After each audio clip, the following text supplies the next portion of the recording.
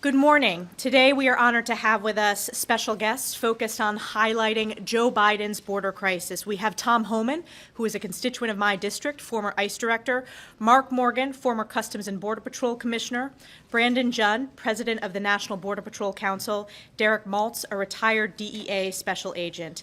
Today's special guests, as I mentioned, discussed our crisis at the southern border with the House Republican Conference. And make no mistake, this is an invasion. We also have with us here today our whip, Steve Scalise, Congressman Chip Roy, who was instrumental in preparing this briefing today, and Congressman Tony Gonzalez, who has hosted numerous delegation visits of Republicans to the southern border.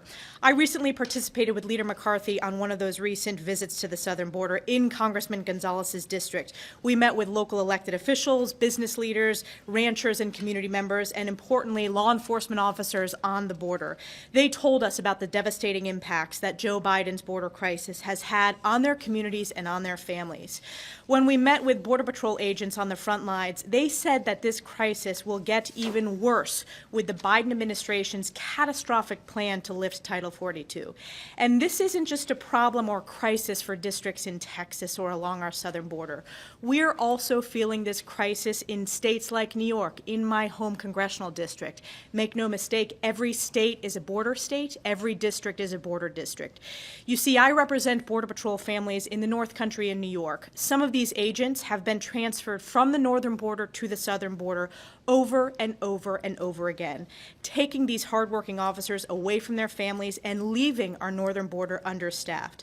Law enforcement all across the country are also seeing skyrocketing fentanyl overdoses from the lethal fentanyl flooding across Joe Biden's open southern border. This is an unthinkable tragedy affecting families everywhere. These are heartbreaking stories of loss of life. House Republicans remain committed to holding Democrats accountable for this catastrophic failure. You do not have a country if you do not have secure borders.